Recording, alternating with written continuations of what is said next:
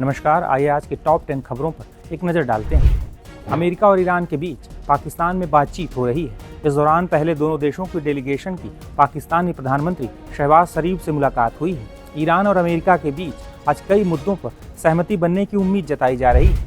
पाकिस्तान की राजधानी इस्लामाबाद में अमेरिका से बातचीत के कुछ घंटे पहले ईरान ने कई शर्तें रखी थीं, जिसे अमेरिकी डेलीगेशन ने मानने से इनकार कर दिया है। हालांकि ईरान ने अमेरिका के सामने कौन कौन सी शर्तें रखी थीं, ये अभी तक पूरी तरह स्पष्ट नहीं हो पाया है। ईरान के खिलाफ जंग में अमेरिका को भारी नुकसान हुआ है। कई रिपोर्ट्स में दावा किया जा रहा है कि इस पूरे ऑपरेशन में अमेरिका को भारी सैन्य नुकसान हुआ है और कम से कम 39 विमान नष्ट हो गए हैं, जबकि 10 अन्य अलग अलग स्तर पर क्षतिग्रस्त हुए हैं। दरअसल ईरान ने अमेरिका के कई विमानों को ड्रोन और मिसाइलों से निशाना बनाया था। अमेरिका और ईरान की बातचीत के बीच इजराइल ने लेबनान में फिर हमला बोला है। आज इजराइल ने दक्षिण लेबनान के नबाती क्षेत्र के मैफादौन कस्बे में एक रिहायशी इमारत को निशाना बनाया है। इस हमले में अभी तक 3 लोगों की मौत होने की पुष्टि हुई है और कई लोग घायल बताए जा रहे हैं। ईरान होर्मुज स्ट्रेट में बारूदी समुद्री सुरंगें बिछाकर उसकी लोकेशन भूल गया है।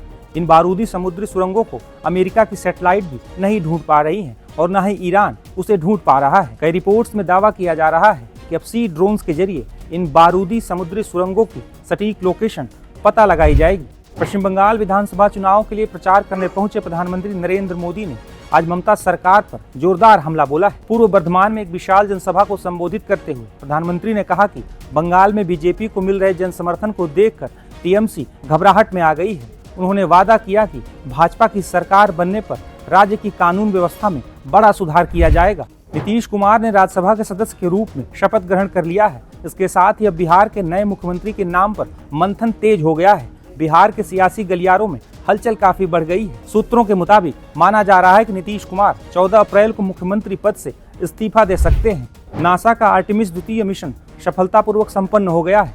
चंद्रमा के फार साइड की परिक्रमा करने के बाद ओरियन कैप्सूल 4 जाबाज अंतरिक्ष यात्रियों को लेकर सुरक्षित रूप से प्रशांत महासागर में उतरा है। 10 दिनों के चुनौतीपूर्ण और रोमांचक सफर ने 2028 में होने वाली मून लैंडिंग और भविष्य के मंगल मिशन के लिए रास्ता साफ कर दिया है।